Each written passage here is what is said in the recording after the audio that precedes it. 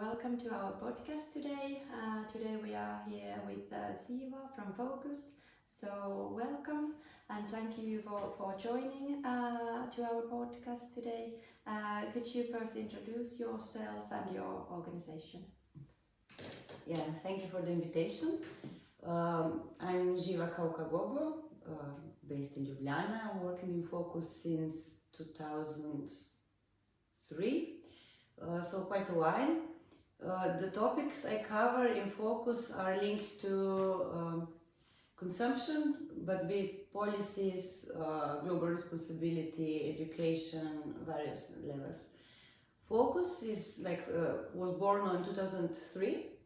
And it was born as an organization, environmental organization dealing with climate change, especially in the area of Central and Eastern Europe. At that time there were not so many organizations dealing with, especially with policies and political issues linked to climate change, so that's why it was formed.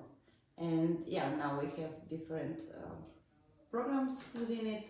Broadly speaking, it's like the energy, climate, mobility, global responsibility and justice, and kind of overarching degrowth program.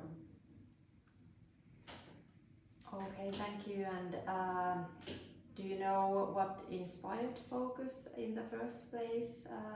Who did came up with the idea and how was it created?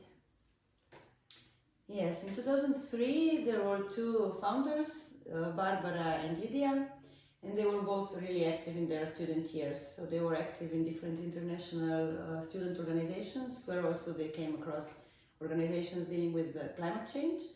And since they realized that in Slovenia they don't have the platform to talk and work on climate change linked to the need for political strengthening of the topic and kind of making regulations in the field, they decided to form an association. So they got together with the mother of Lydia, because you need 3 persons to form an association legally, and they just started to work. And then from then on they just started to link with different student associations having smaller projects, and that's how it was born, from enthusiasm of 2 students actually. Wow, thank you. You already mentioned the 5 programs that are included in your activities. Could you tell something more about these 5 programs and what do they include? What kind of projects or activities or so on? Yes, we have really a lot of projects, almost 20, so I'm not gonna name all of them. But yeah, if I go through the programs, I will point out just the maybe main topics dealt through the projects. We have programs in order to be easier to explain what are we talking about when talking about climate change and the need for changes in societies and economies. So in the field of energy, mainly we talk about 2 issues. That's community-based ownership and community-led initiatives linked to energy, meaning for example associations or different cooperatives being owners and managers of their own power plants. Be it, for example, we have a solar power plant, 2 actually, which are co-owned also by Focus in a place named Hrastnik. For example, they are owned by the members of the cooperative. So it's kind of decentralization of energy and reappropriation of common natural resources, let's say, by communities. So this community-based ownership is one of the strong fields we want to develop even further on. And then we have the energy poverty. This is a topic we are working on and researching already since, I don't know, it's a decade, I think. And we managed to get also the policies being written about it. So it's a research and activism, also working with centers for social security centers and humanitarian organizations, trying to reach the people in need and trying to build resilience and communities who are again owning the solutions to the problem more than they were. Then we can move maybe to climate change through the political summer school for political ecology. This is an international summer school. This year I think it's the 5th one, if I'm not mistaken. It's where we develop concepts linked to environment, energy and climate change, if I just put it shortly. But in climate change, the program as such, it's a program which deals with policies, be it on international, European level or national level, and trying to influence the policies in the field linked to climate change, adaptation, mitigation of climate change and related issues. So these are, then we have the mobility field where we do quite a lot on researching mobility poverty. This is a new topic in Slovenia, so since 1 or 2 years we are trying to do research to see what's the status of mobility poverty in Slovenia, but also we work a lot on promotion of different types of mobility, so from private owned cars and individual mobility to sustainable mobility, which is public transport and non-motorized transport. So these are different activities then. Then we have the global responsibility and justice, which moved from it was called global responsibility and consumption, but we wanted to make it clear that it's not as individuals we cannot be a solution, we can be just a small part of the solution. That's why we call it justice, because we want to cover this global perspective, meaning the impact of climate change is global and it has different consequences for those who have different economic backgrounds. But we also want to show that every day we are connected to the world by buying and using things and stuff and moving around the cities and places in the places we are living in. So that's, for example, where we are publishing yearly, it's not yearly, but okay, every couple of years, a magazine called Ethical Consumer, where we explore different practices and we kind of define different problems. We do some research on the responsibilities and the legislation linked to corporate social responsibility and corporate environmental responsibility. And here is the field also where we develop global education, which is different ways of getting involved with youth through educational activities, but which are also fun at the same time, but exploring again these global responsibilities and connections. And the degrowth, which is not linked to any project, but it's underlining the work we are doing, because we think that within the capitalistic structures and systems we are living in, we cannot have a sustainable world. Therefore, we try to explore and say that we need a different system which is not based on never-ending growth and which is not measured by GDP, which can really be raised by things we don't want to see, as like production of military stuff, or having natural catastrophes where you can produce actually and grow the GDP without really developing the qualities we want to see in the world.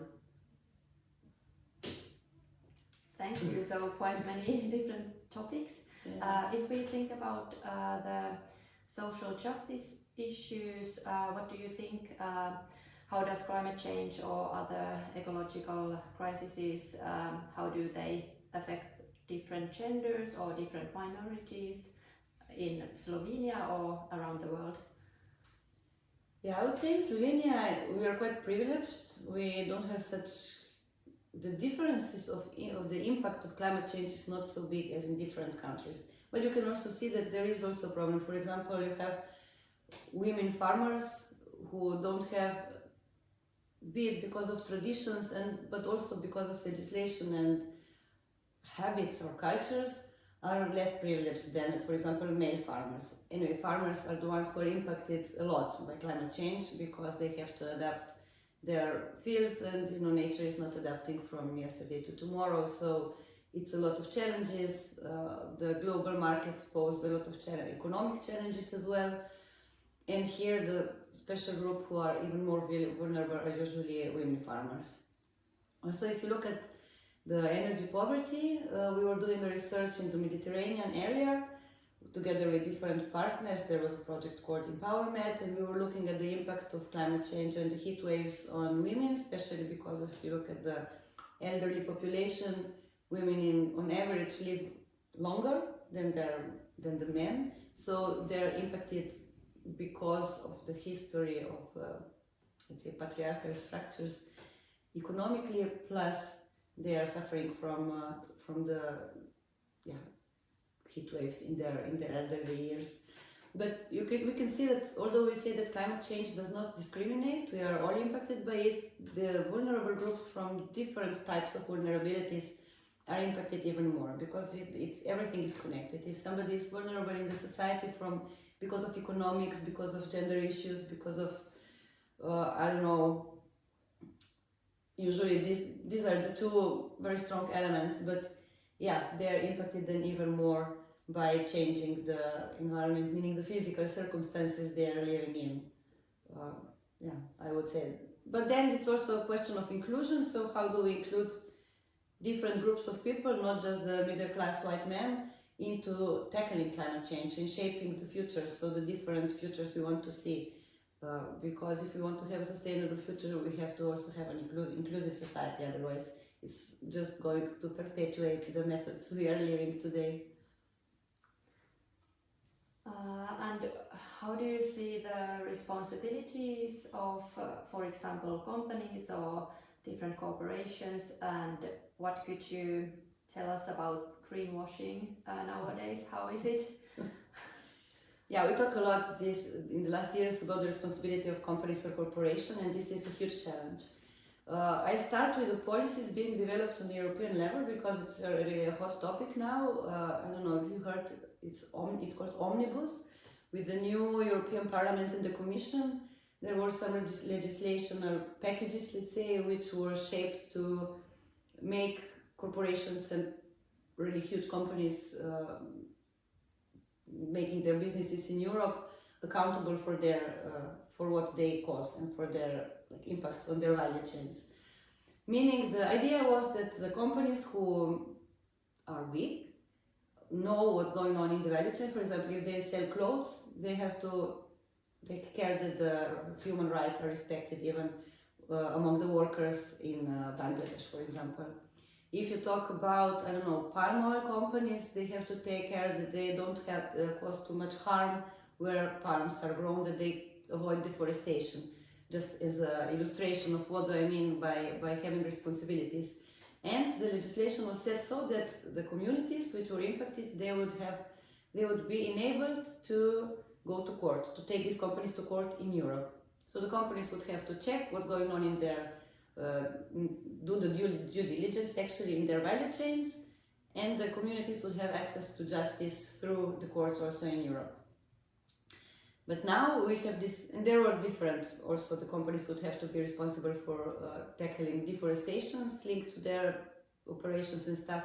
But right now we are in the process of having the Omnibus package, which is trying to, the Commission is allegedly saying that they want to make it easier, not too much a bureaucratic or administrative burden for companies, in order to not to be too difficult to, I don't know, to have their businesses, but still make their due diligence processes. While we are really afraid that they are going to loosen this responsibility, so the responsibility of the companies might stay just on paper. So let's see.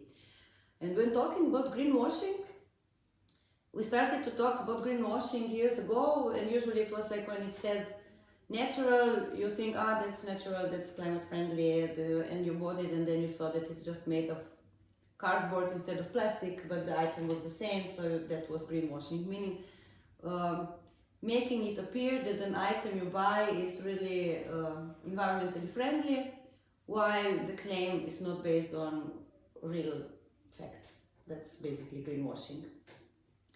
But today we have like the greenwashing practices which are even larger size, let's say, because it's very popular to talk about climate neutrality and offsetting emissions. Like you can go flying, I don't know, to Asia, and then you pay a little bit more, and they are saying that it's going to be offset and more green. This means that in theory you produce emissions, but they reduce emissions by planting some trees, which doesn't work like that. I mean, it's the same with the diet.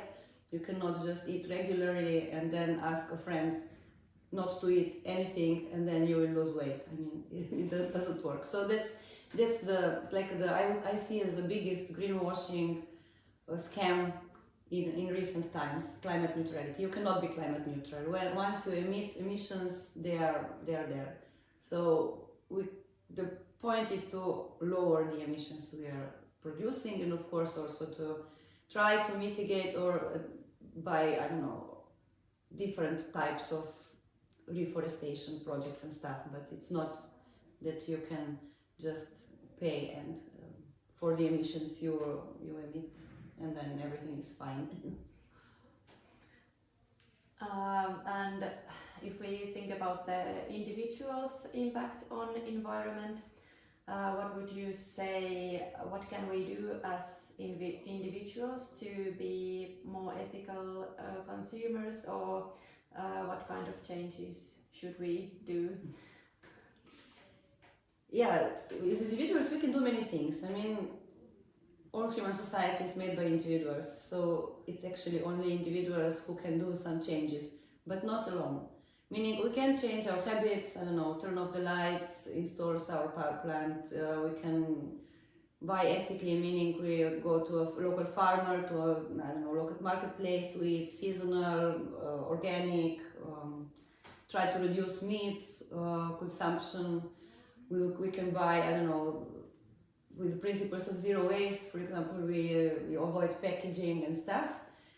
But the point is to get together, to make communities, and in communities we can change many more things. So get together, organize, I don't know, consumption practices, organize and own a power plant, organize and make events, shape our living space, be activists, talk about people, do research, and demand from policies and politics also to change stuff while doing different types of activities within our lifestyle.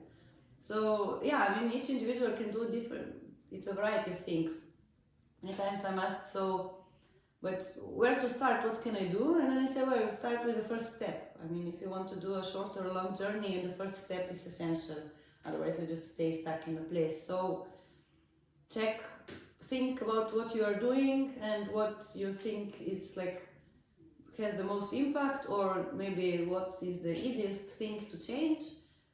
Talk through it with friends, or I don't know, browse the internet and just start changes. I don't know, walk more, cycle more, talk to friends at the university, I don't know, get together with the association, ask yourself what you can do.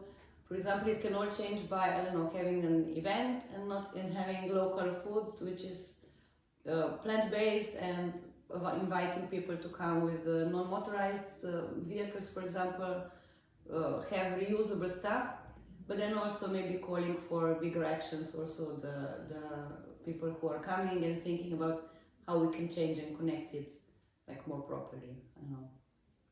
You can start a garden, but you can also ask the ministry to change policies in the field of agriculture. So yeah, many different things. And you said that you have also been working with young people and doing youth empowerment.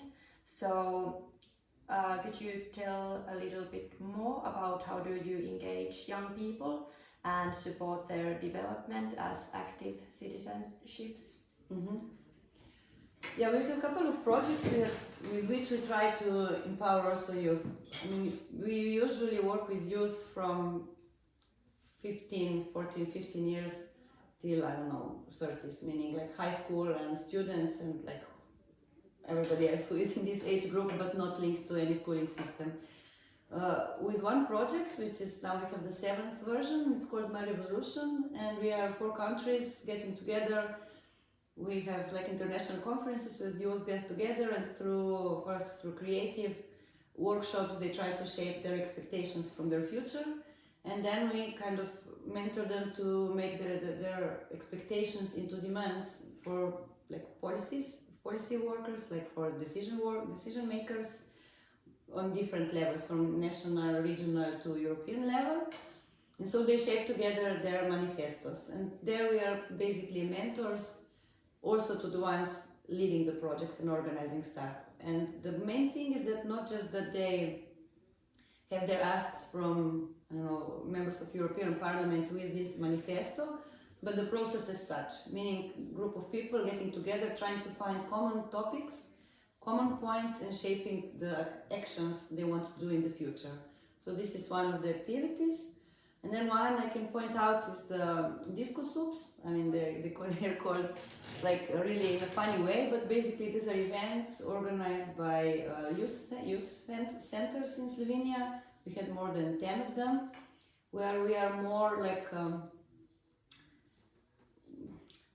trying to get them involved. We leave them the liberty to shape the event as the youth center wants to, because they know their population, they know the ways they're working. They are on the topic of food and food sustainability of food systems, so we are again working more or less as mentors or financiers when we have these possibilities of these events where people get together, they're active, they try to find local food producers who are sustainable, or kind of tackle food waste as they wish. They cook together the food, meaning they strengthen the community while also have some fun. And we do cooperate with 2 youth organizations within a project called Reboot. They are having 1.5-year project where we are not really mentors, but kind of checking from the side, because we had this call where they applied, we chose them, and it's 2 youth networks working together. One is No Excuse, and the other is like young association of young farmers. I think it's Young Farmers Association in Slovenia. I'm not sure if the English name is correct, but again, we are trying to be more as supervisors than showing them what exactly they have to do. We want the activities to come out from their own work, and plus different activities in different schools where we have workshops on, again, global responsibilities, which are interactive, and we try to make them fun, but at the same time really informative about the real challenges people around the world face because of the habits and the system we have in, let's say, the privileged world. And do you have anything specific, what would you like to see in the near future? What would change, or do you have any like key priorities for your work? Yeah, in focus, one of the key priorities is community building and community ownership, so that the people would get together and just take into their own hands their futures. This is from, as I mentioned before, community-owned or cooperative-owned small power plants, to shaping the physical space they are using in their municipalities, to organizing common community gardens where they have to agree and communicate all the time in order to shape their futures more concretely. So this is one field we want to work further on. We want to work further on the educational field and research field, be it through international summer schools of political ecology, but also through researching even deeper into energy poverty and mobility poverty. We want to see changes even in the food system, which would be not just local, but trying to connect different actors and strengthen from the ministerial to, like, let's say, municipal level and through consumption groups level, just to connect them and strengthen the food production and consumption, which would be in line with really ethics and also sustainability. I can say that maybe in short these are the priorities, but they are even more. I mean, the ideal thing would be just that we would start to have a system where we don't base our development on having more and endless growth, and just realize that we have only one planet and we need to have people to have decent lives, and then ask ourselves how can each of us and each of our community contribute to this. But realistically, I don't think it will happen very soon, although we can contribute to it and still make it better. Do you have any examples on some success you have done with Focus, like in the previous campaigns or projects? Yeah, one for sure is in the field of energy poverty, because now we do have the legislation and we have also the mechanism where people who are defined as energy poor, they can access funds to renovate their homes or different types of actions in order to alleviate the energy poverty. Then one of the examples which was really awarded many times is the two cooperatives, solar cooperatives of these solar power plants in Hrastnik, which are, with the first one, we kind of co-shaped the legislation which now enables cooperatives being owners of their own energy, like power plants, because before it wasn't really possible because of different legislative and practical obstacles we had. Then what I think was also really successful was the cooperation with the youth centers, which we want to continue. It started with these disco soups, more as a fun activities, but then we as Focus, but also the youth centers with which we cooperate, realized that the food topics is a hot topic and that actually people do want to have like healthier, more sustainable food, and that to consume it differently, produce it differently. So this is something we kind of managed to engage the kind of groups of people we didn't engage before. And I can say also the research we are doing in the field of mobility poverty, in the research done with the wind power plants and what are the obstacles. We did the analysis of Slovenia, where it would be sustainable to have these kind of wind farms, because the wind farms are really a problem challenge in Slovenia. We don't want to have them in the Natura 2000, but we also want to have them somewhere. So we found those spots. Yeah, I think this is kind of the making connections, building networks. We are involved in some networks also in Slovenia. We kind of established a community-based initiatives network. So this is something which is growing, and I hope it will be strengthened. There are quite many. Yeah. Yeah, thank you. That's amazing. What would you say to people or young people who are interested in this topic or in your work? What can they do, or can they join your work or support it in some way? Yeah, I would not call it support our work, because this is something I hope it's really for our communities. So it's support their own work as well in lives. Well, they can get in contact. Our webpage focus.si or different contacts are listed on our website.